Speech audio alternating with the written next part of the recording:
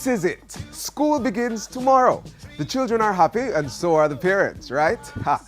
The free paper bun, and it's time to get to work. Today on Jamaica Magazine, more from the Education Minister on back-to-school preparations, plus support for parents of children with autism. An informative show unfolds right now. I'm Theodore Henry. Much more after the break. We will winkle right through the town, upstairs and downstairs, in and out town, rapping at the windows, crying through the lock. All your children in bed, it's 8 o'clock. So run.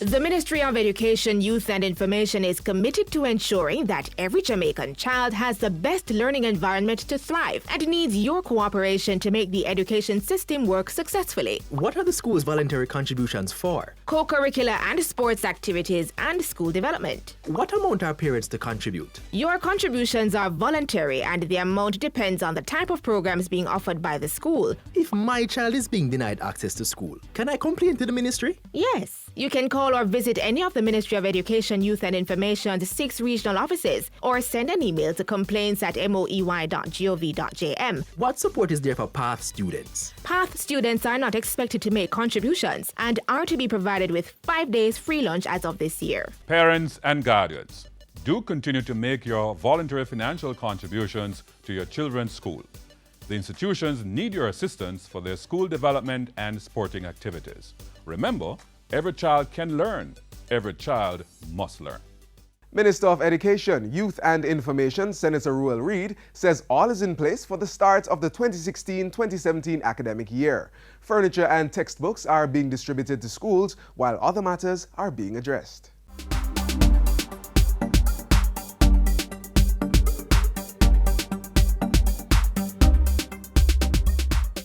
Welcome to this GIS special on education, where we'll be dealing with issues having to do with back-to-school preparations, parent contributions, parental involvement in education, issues to do with educational policy, among other things. I'm Ian Boyne. We have a distinguished group of panelists headed by Minister of Education, Youth and Information, Senator the Honorable Ruel Reid, Chief Education Officer in the ministry, and in that ministry, Dr. Grace McLean, President of the National Parent Teachers Association, Everton Hanam, Principal of the Spanish Town High School, Bentley Brown, and immediate past President of Jonathan Grant High School, Rosemary Headley Smith. You're in for a most interesting discussion on the issues that you want answers to. But before that, we want to see how Jamaicans have been preparing for back to school.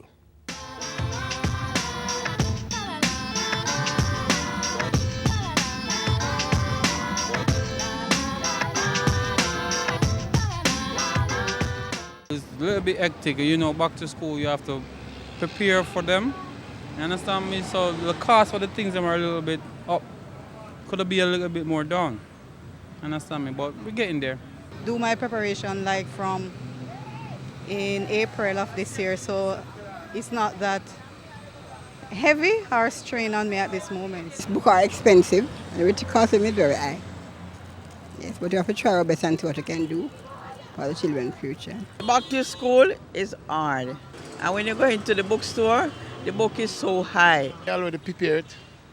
I don't wait till the last time for rush it like everybody are rushing now. Because what people does is wait till the last time everybody, because you go downtown full, books sold out and things.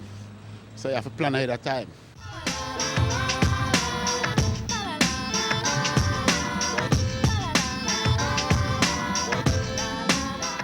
Welcome back. That's how Jamaicans are preparing. How is the government preparing for back to school? We have the Minister with responsibility for education here. Minister, the government's own preparation for back to school. How will children and parents face that first school day in September? Well, Ian, thanks for having me, and certainly greetings to your listeners. The government, along with the team we have at the Ministry of Education, Youth and Information, has been preparing for some time for the start of the new academic year. And we have had a number of preparatory meetings with a number of our team leaders to look at different aspects of what needs to happen in terms of what we're doing in terms of curriculum changes, the national standards curriculum that we have enunciated. The infrastructure program, as you know, we have spoken quite a bit on a number of initiatives we are implementing from secondary, primary, at the early childhood levels, including some aspect of the tertiary level. We have, and I'm sure you're going to be speaking to that in terms of how do we ensure that schools have adequate resources to prepare themselves so they can do their routine maintenance and have the plan ready for the students for the beginning of the new school year. The matter of school furniture is one that readily comes to mind, and the team is on task to facilitate some of our schools that have the resources to do their own procurement and repairs that they, particularly at the secondary level, that they will be able to do. You're expecting some shortfall in that area? No, some challenge? No, I think we have anticipated it, and as I'm saying that, again, because we were able to provide, for example, the secondary system, a lot of the resources that normally the government would have provided in the middle of August. The secondary schools got those resources, $1.4 billion for the first time in history, very early as the middle of June. So from all accounts, when we have done our checks, high schools have been well prepared this year than they've ever been before in terms of back to school.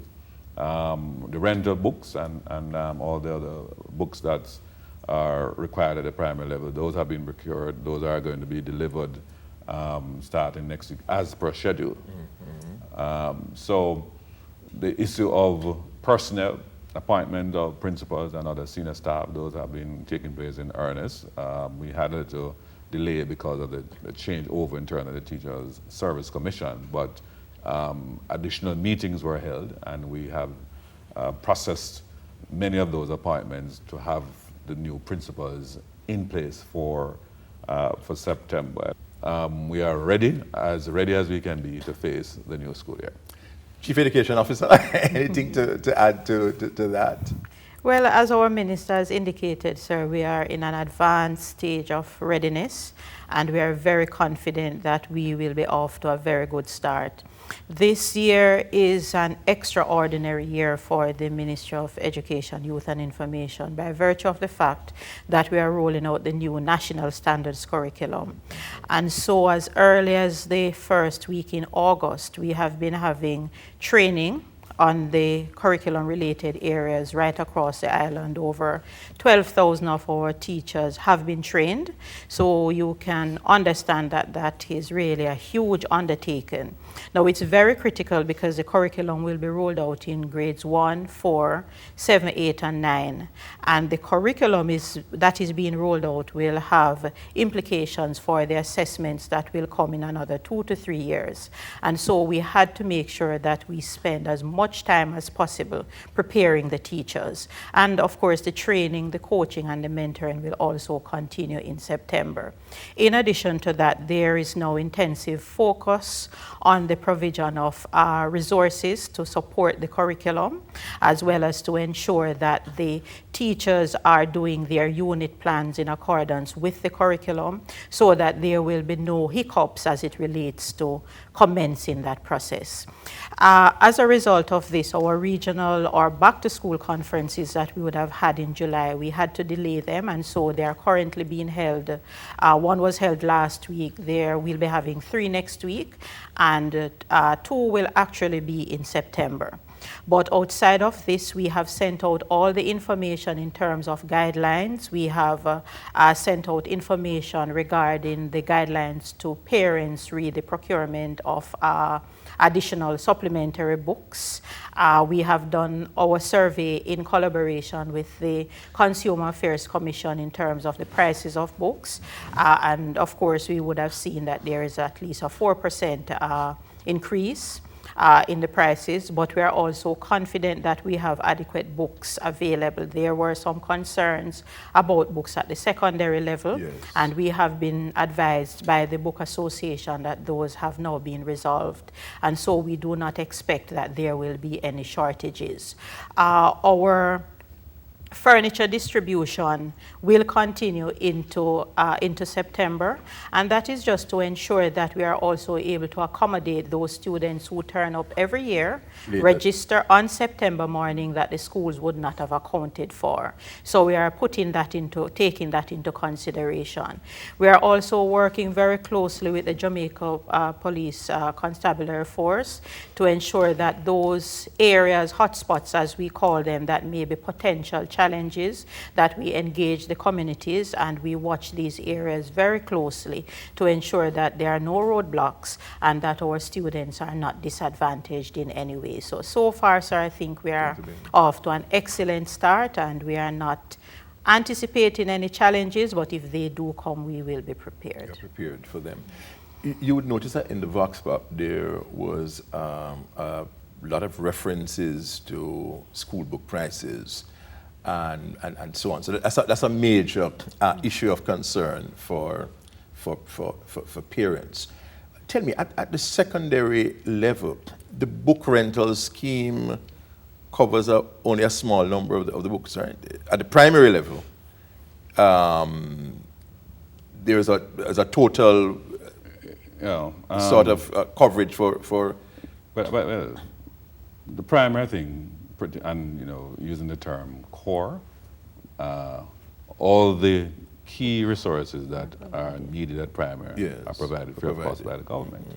At the high school, the book rental scheme covers all subjects except literature, which, by the way, something I need to look at next year. I think it's probably your subject area, that the only subject that is not covered are literature books. But even listening to the Vox Pop, I think we not certain, and I'm picking up that it's not just the textbook that they may be referring to, but you're talking about notebooks, Atlas, those additional things. So all of these things do cost. Simple thing like geometry sets, rulers, pens, and so on. Those costs actually adds up. So when you talk about preparing for school, the government, by the way, doesn't provide for these supplies. So what we certainly need to communicate to the public, and I think principals themselves need to be aware that it really takes a lot of money to prepare each child for back to school. And so when the government puts in place programs that reduce the costs that parents are required to bear, schools ought not to go out of their ways to try and create a new condition that further burdens the parents.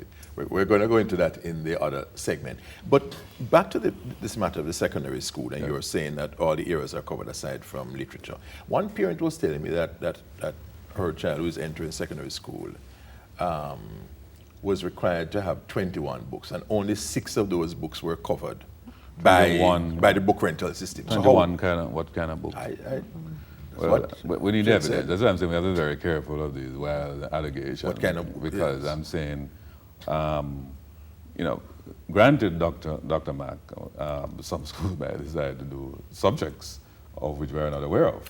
Right? So if it is that you decide to do robotics or animation as a subject, for example, or let's say you're doing Mandarin as a subject, or even Latin, then I don't think we would have those resources on the ground.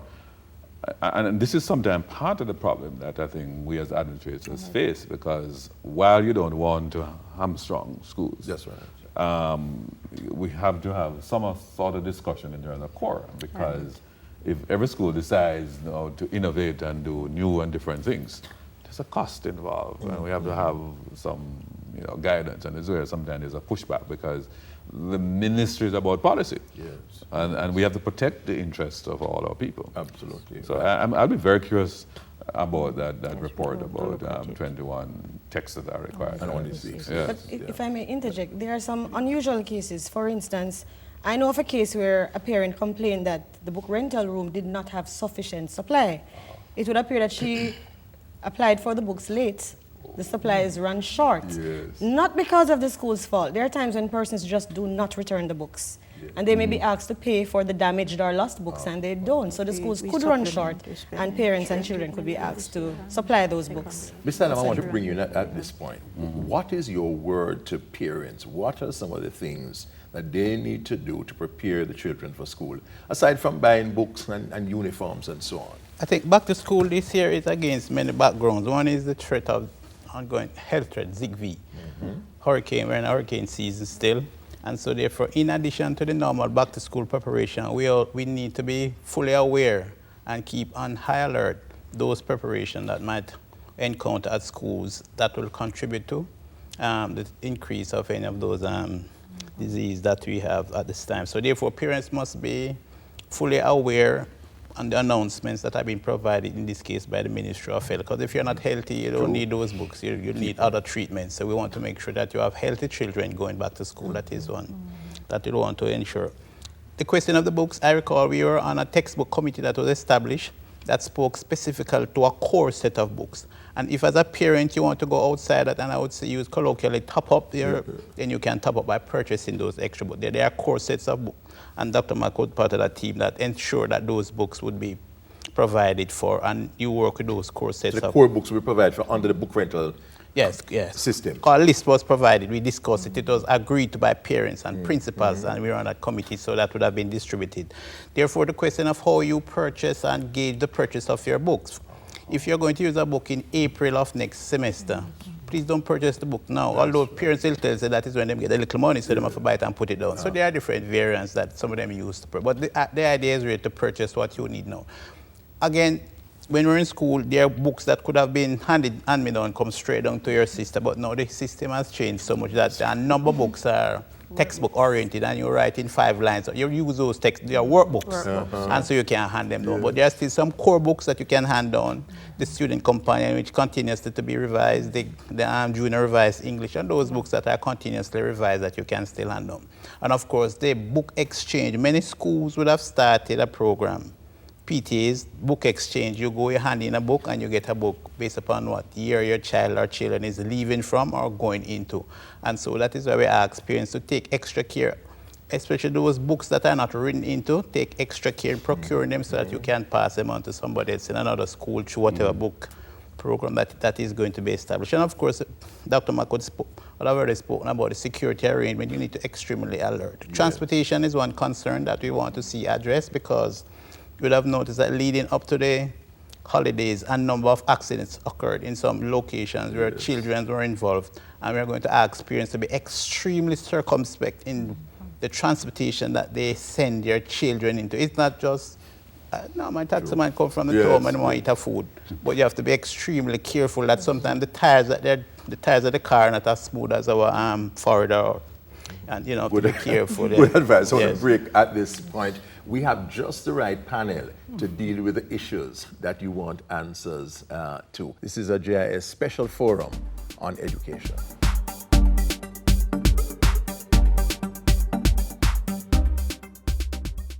We have championed e-learning in Jamaica, provided state-of-the-art technology in over 200 educational institutions, developed materials for CSEC, piloted the Tablets in Schools project in 38 schools, including infant and primary, and trained thousands of teachers in technology integration. We are eLearning Jamaica Company Limited, ELJAM, an agency of the Ministry of Science, Energy and Technology. Visit our website, www.elearnja.org.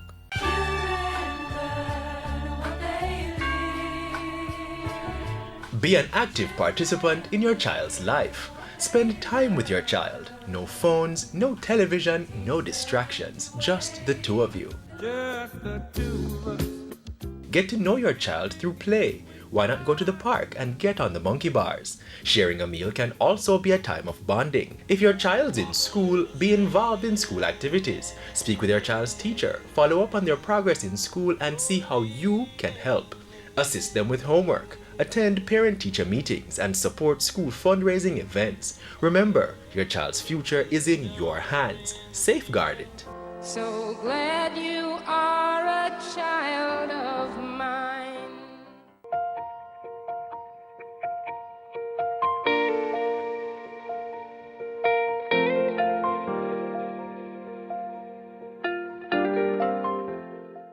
While we discuss back-to-school preparations, it's important to remember our special needs children. For those with autistic challenges, the government offers several programs to ensure learning takes place. Watch this.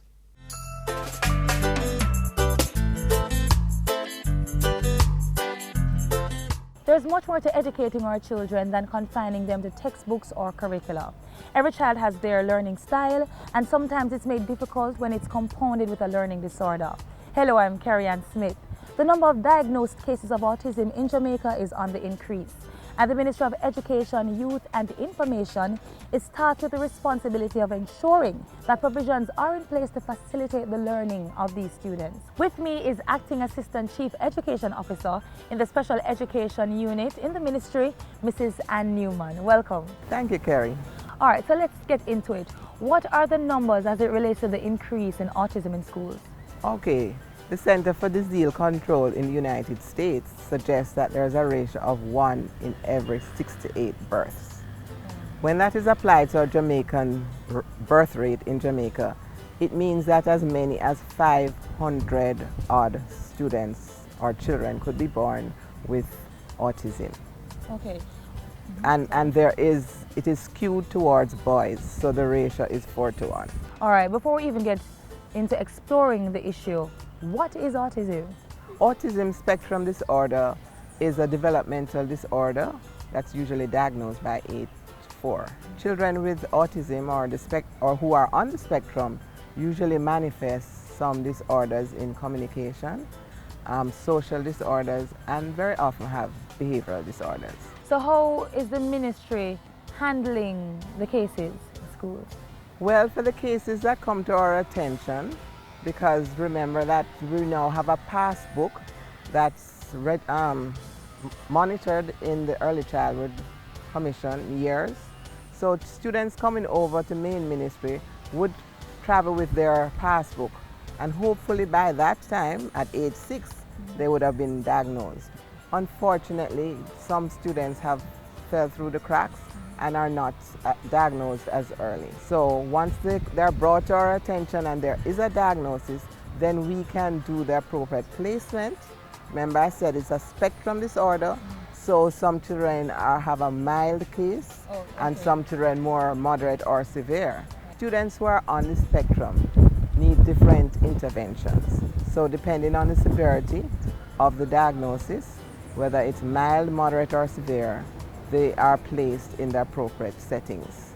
Students with mild autism usually are educated in the mainstream, whereas others who are severe or in the moderate range are educated in our special schools. Okay, so it's important for them to be diagnosed early. Critical, critical, critical. Early diagnosis and intervention is the key to the measure of success we have. All right, so now that you're talking, it seems to me it's a holistic approach, because parents need to ensure that if it is that they're seeing any of these signs, that they get their children tested. Parents need to remember that they're usually their child's first teacher, and they need to follow their instinct, and wherever they have reason to be suspicious that something could not be quite so right, it is their responsibility to seek professional advice and assistance. All right. So what are the programs or intervention strategies that are in place to ensure that these children are not lost in the system? Okay, again, we go back to early intervention. Right. Once students are diagnosed, then it is the responsibility of the parents, and if they're in a school program, early childhood, or wherever they may be on the continuum, it is the responsibility of the system to make the appropriate referrals. Persons can come to ministry at any time, the special education unit, for us to advise and help with placement of students. I know that the ministry promotes an inclusive, integrated system. Are the schools prepared for this? There is some measure of preparedness. Since 2005, all teachers in Teachers College were exposed to an introductory course in exceptionalities. This course really is just a cursory course, and it means that teachers in the regular system should be able to detect and have reasons to suspect that if a child is not developing along the normal path, and suggest to parents that they have the child assessed. Once the assessment is done and the diagnosis is made, you'll get a fulsome report that gives recommendations as to the way where the child should be educated and programs that the child will need, support programs that the child will need. In addition to the training of teachers, we now have special needs coordinators who work with the regular schools that will develop and present workshops depending on the needs in the school. And those children who are in the mainstream can be educated by specially trained special educators in pull-out classes or self-contained classes. Okay, and how should we treat these children? You know, many times we label them as just rude, out of order. How should we even react to them? Well, first of all, it needs an understanding. And sometimes we are not as sympathetic as we ought to be. But the first thing is, if we give unconditional love, then we will see that children who may act outside of what we consider the norm are actually having some difficulty. And we need to just be empathetic to their parents, not label them. Thank you so much. But before we go, can you just leave us with a few tips, parents, teachers, as to how we can deal with children with autism? I can't overemphasize. Early intervention is the best. And I would also recommend to parents, once a child has been diagnosed to be on the spectrum, that they join a support group. There's a Jamaica Autism support group, and just to get feedback and support from other parents who are in a similar situation cuts the journey in half. And to teachers, seek more information. There's always, as a professional, we always need to develop and grow. There's a lot of information on the net. Seek more information. It will make you a better professional. Thank you so much, Mrs. Newman. My pleasure.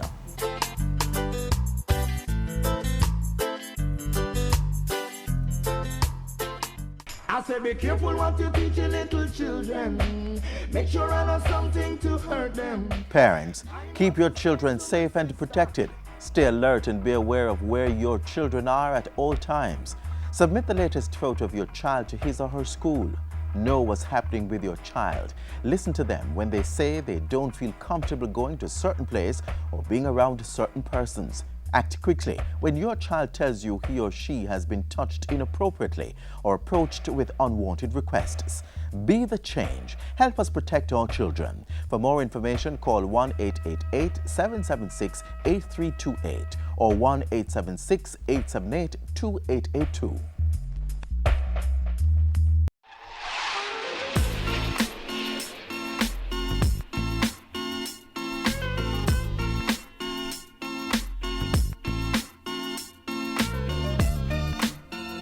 Here's your tip for the week. The function of education is to teach one to think intensively and to think critically. Intelligence plus character, that is the goal of true education. We've come to the end of Jamaica Magazine for this Sunday. Thanks for spending time with us. For more information on back-to-school preparations, please visit our website, jis.gov.jm.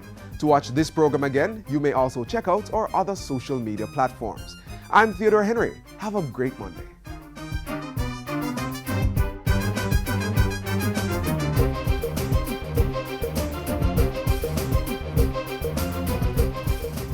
This has been a production of the Jamaica Information Service, the voice of Jamaica.